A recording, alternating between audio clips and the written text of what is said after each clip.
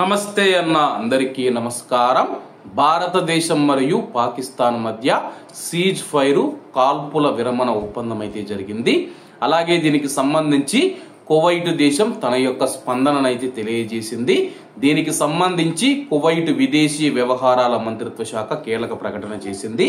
వివరాల్లోకి వెళితే భారతదేశం మరియు పాకిస్తాన్ మధ్య కుదిరిన కాల్పుల విరమణ ఒప్పందాన్ని కువైట్ దేశం స్వాగతిస్తూ ఉన్నట్లు విదేశీ వ్యవహారాల మంత్రిత్వ శాఖ ప్రకటించింది. ఈ ఒప్పందం ఈ ప్రాంతంలో భద్రత మరియు స్థిరత్వాన్ని పునరుద్ధరించడానికి దోహదపడుతుందని ఆశాభావం వ్యక్తం చేసింది. ఈ ముఖ్యమైన ఒప్పందాన్ని చేరుకోవడానికి మధ్యవర్తిత్వం వహించడంలో మరియు ఇరుపక్షాలను దగ్గరకు తీసుకురావడంలో పాల్గొన్న స్నేహపూర్వక యునైటెడ్ స్టేట్స్ ఆఫ్ అమెరికా మరియు అన్ని ఇతర దేశాలు చేసిన ప్రయత్నాలను కువైట్ దేశం ప్రశంసించింది.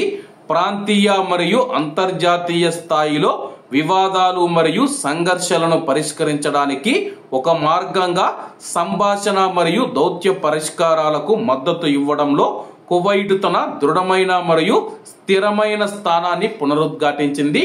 ప్రస్తుతం మనం చూసుకుంటే కువైట్ దేశం కూడా భారతదేశం మరియు పాకిస్తాన్ మధ్య యుద్ధాన్ని కోరుకోవటం లేదు. ఎందుకంటే గాని ఇరు దేశాలు అణ్వాయుధం కలిగిన దేశాలని చెప్పేసి ఈ రెండు దేశాలు యుద్ధానికి దిగితే కానీ అది మూడవ ప్రపంచ యుద్ధానికి దారి తీయవచ్చు.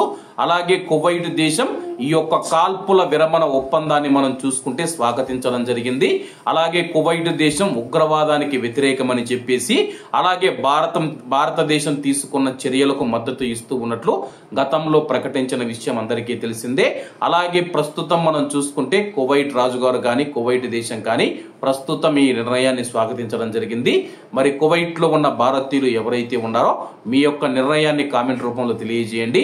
ఎందుకంటే భారతదేశం కాల్పుల విరమణ ఒప్పందానికి ఎందుకు ఒప్పుకుందని చెప్పేసి చాలా మంది అయితే కానీ సోషల్ మీడియా వేదికగా అయితే తమ యొక్క అభిప్రాయాలు వ్యక్తం చేస్తూ ఉన్నారు. ఏది ఏమైనా సరే కానీ భారతదేశం ఈ నిర్ణయం తీసుకుందంటే కానీ దాని వెనకాల ఏదో దాగి ఉంటుంది. అది రేపు మధ్యాహ్నం 12 గంటల మీటింగ్ తర్వాత తెలుస్తుంది. కాబట్టి అందరూ బాగుండాలి, అందులో మనం ఉండాలి. అందరికీ నమస్తే అన్న, జై హింద్.